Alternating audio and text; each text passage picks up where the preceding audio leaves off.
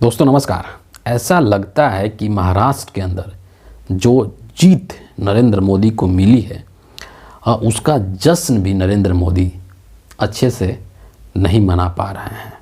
इतनी प्रचंड जीत के बावजूद भी कहीं ना कहीं बीजेपी के माथे पर एक सिकन है और उसके पीछे दो बहुत ही प्रमुख कारण है जो कि अभी निकल करके सामने आ रहे हैं। सबसे जो पहली जो बात है वो महाराष्ट्र के अंदर जो एनडीए का गठबंधन है, जो नरेंद्र मोदी का गठबंधन है, जिसको कि महाराष्ट्र में महायुति कहते हैं, उसमें काफ़ी खींचतान है और आपस में इनका समीकरण सही से बैठ नहीं रहा है ना। जिस तरीके से चुनाव के बाद एकनाथ शिंदे ने जो पूरा ड्रामेबाजी किया था उसको पूरे देश ने देखा था कि इतनी प्रचंड जीत के बावजूद भी मुख्यमंत्री के नाम का ऐलान करने में 10 दिन लग गए और जब बहुत किसी भी तरीके से जब मुख्यमंत्री ने शपथ लिया तो उसके बाद अभी तक वहाँ पर जो कैबिनेट होगा, उन लोगों का मंत्रालय, किसको क्या डिपार्टमेंट मिलेगा, उसका डिसीजन अभी तक नहीं ले पा रहे हैं लोग। और इसके पीछे जो कारण बताए जा रहे हैं कि अमित शाह ने किसी तरीके से दबाव बना करके एकनाथ शिंदे से डिप्टी सीएम का शपथ तो दिलवा दिया, लेकिन जो पोर्टफोलियो का जो बंटवारा है, जो विभागों का बंटवारा है, उसको लेकर के एकनाथ शिंदे अभी भी नाराज़ हैं, क्योंकि वो चाहते हैं कि उनको गृह विभाग मिले महाराष्ट्र के अंदर, लेकिन बीजेपी उनको गृह विभाग देने के सिचुएशन में नहीं है, नहीं देना चाहती है और इसी चीज़ को लेकर एकनाथ शिंदे नाराज़ हैं। पहली चीज़। दूसरी चीज़, इसमें अजीत पवार को लेकर के एक जो खबर निकल करके आई है कि अजीत पवार ने अपने जो चाचा हैं शरद पवार, उनसे दिल्ली में मुलाकात किया है। अब इस चीज़ को लेकर के ये कहा जा रहा है कि चूँकि 12 दिसंबर को शरद पवार जी का जन्मदिन होता है, संभवतः वो 84 साल के हो चुके हैं, तो जन्मदिन को विश करने के लिए, उनको शुभकामनाएं देने के लिए अजीत पवार वहाँ पर गए थे और उनसे अपने पार्टी के और भी कई सारे वरिष्ठ नेताओं के साथ अजीत पवार गए थे जन्मदिन का मुबारकबाद देने के लिए, अकेले नहीं गए थे। और जब पत्रकारों ने उनसे पूछा, सवाल किया, तो उन्होंने यही बताया कि मैं जन्मदिन विश करने के लिए आया था। और जब पत्रकारों ने उनसे कुछ और सवाल पूछा राजनीति को लेकर के, तो उन्होंने इस पर बोलना मुनासिब नहीं समझा और उन्होंने एक तरीके से सवाल से बचते हुए वो निकल गए, क्योंकि अजीत पवार के मन में क्या, ये चीज़ खुले तौर पर इन्होंने बोल दिया था कि मैं भी महाराष्ट्र का मुख्यमंत्री बनना चाहता हूँ। तो ये जो ललसा है मुख्यमंत्री बनने का, मुख्यमंत्री के पद का, वो अजीत पवार के मन में भी है। और जब दो राजनीतिक दल के जो दो नेता जब आपस में मिलते हैं तो उसके बहुत सारे सियासी मायने निकाले जाते हैं और महाराष्ट्र में जो इस वक्त स्थिति है उसमें तो ये मायने और जम करके निकाले जा रहे हैं।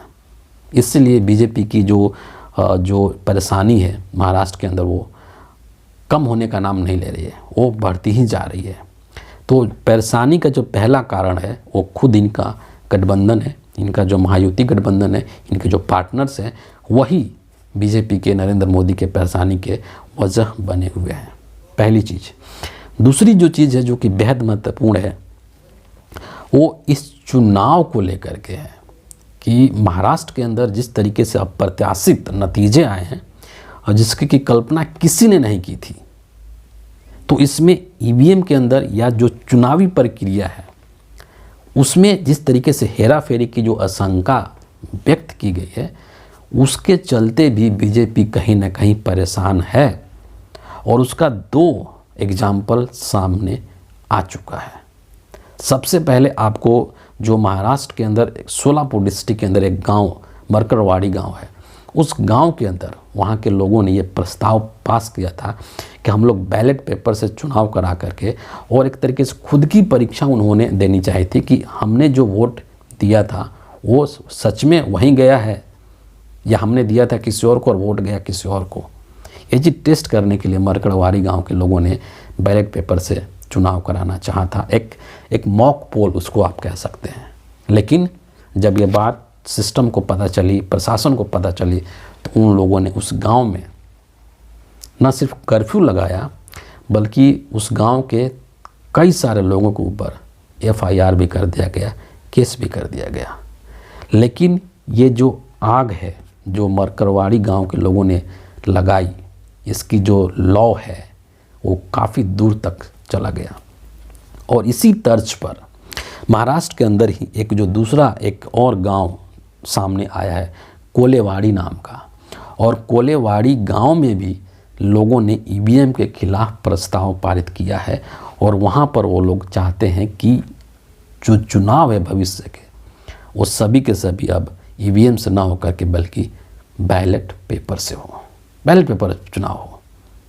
तो महाराष्ट्र के चुनाव में जो ये गड़बड़ी की गई है मशीनों के माध्यम से, या फिर जो वोटर लिस्ट है उसमें नामों को किस तरीके से काटा गया है थोक भाव से, और किस तरीके से फर्जी मतदाता का नाम जोड़ा गया है महाराष्ट्र के अंदर, इस पर भी शंका है और संदेह है। और पूरी चुनावी प्रक्रिया को किस तरीके से अपारदर्शी बना दिया गया है, उसमें एक कहीं ना कहीं खोट है उस चुनावी प्रक्रिया में। और ये चीज़ पहले तो पार्टी के लोग कहते थे, नेता लोग बोलते थे, लेकिन अब तो जनता बोल रही है। अब तो जो वोटर्स है, जो मतदाता है, वो बोल रहा है कि हम जो वोट डाल रहे हैं वो भाई जा कहाँ रहा है।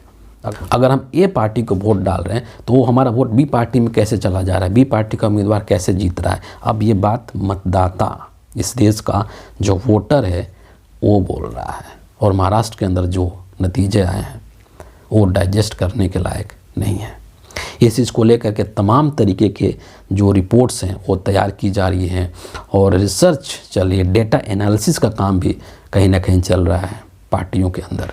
और इसी चीज़ को लेकर के इंडिया के कुछ नेताओं का एक बैठक भी हुआ है, जिसमें कि शरद पवार शामिल थे, कांग्रेस पार्टी की तरफ से अभिषेक मनु सिंह भी शामिल थे, और उसमें दिल्ली के जो पूर्व मुख्यमंत्री अरविंद केजरीवाल साहब हैं वो भी शामिल थे। और इन सभी लोगों ने मिल कर के ये नतीजा निकाला, इस निष्कर्ष पर पहुँचे कि इस मामले को हमें सुप्रीम कोर्ट में ले जाना चाहिए। यानी कि जो महाराष्ट्र के नतीजे हैं उसको सुप्रीम कोर्ट में चैलेंज करने की तैयारी इंडिया गठबंधन के लोग कर रहे हैं। भाई ईवीएम पे लोगों का विश्वास नहीं, भरोसा नहीं है, और चुनाव आयोग इसमें दखल नहीं ले रहे हैं, और इसलिए ये आवाज माननीय सुप्रीम कोर्ट तक हम पहुंचाएंगे। सुप्रीम कोर्ट से हम जजमेंट लेंगे। ये भी बीजेपी के लिए एक मुश्किल का सबब बन सकता है। और एक और बात यहाँ पर मैं कहना चाहूँगा कि कांग्रेस पार्टी जो है वो इस महीने के लास्ट तक, संभवतः 26 दिसंबर तक ईवीएम के खिलाफ एक देशव्यापी आंदोलन करने जा रही है। और इसकी जो शुरुआत है वो बताया जा रहा है कि कर्नाटक के बेलगाम से किया जाएगा और राहुल गांधी के नेतृत्व में किया जाएगा। और इस चीज़ का संकेत जो कांग्रेस पार्टी के राष्ट्रीय अध्यक्ष हैं मल्लिकार्जुन खड़गे जी, उन्होंने दे दिया था जब संविधान रक्षक अभियान के दौरान वो तालकटोरा स्टेडियम में भाषण दे रहे थे। तभी उन्होंने कहा था कि हम इस ईवीएम के मुद्दे को एक देशव्यापी आंदोलन का रूप देंगे। और जिस तरीके से राहुल गांधी ने भारत जोड़ो यात्रा, भारत जोड़ो न्याय यात्रा किया था, उसी तर्ज पर एक ईवीएम को लेकर के एक जन जागरूकता जो अभियान है वो चलाने की कोशिश करेंगे हम लोग। और हमारी यही डिमांड होगी कि अब जो चुनाव है वो ईवीएम से ना हो बल्कि बैलेट पेपर से हो, क्योंकि ईवीएम में लोगों का भी अब भरोसा और विश्वास नहीं रहा है। जिस तरीके से रिजल्ट्स आ रहे हैं, महाराष्ट्र के जिस तरीके से रिजल्ट्स आए, हरियाणा के जिस तरीके से रिजल्ट्स आए, ये रिजल्ट्स डाइजेस्ट करने वाले नहीं हैं, बहुत ही अनयूजुअल रिजल्ट्स हैं। और ग्राउंड्स पर जो चीज़ दिख रही थी उससे बिल्कुल अलग तरीके के रिजल्ट्स निकल कर के आए हैं। तो कैसे लोग इस पर भरोसा करें, कैसे विश्वास करें? इसीलिए मैंने कहा कि ये जो महाराष्ट्र का जो चुनाव है, जो रिजल्ट है, सरकार बेशक से महायुति की वहाँ पर बन गई है, लेकिन नरेंद्र मोदी और अमित शाह के जो माथे की जो सिकन है, जो उनकी सरदर्दी है, वो अभी दूर नहीं हुई है।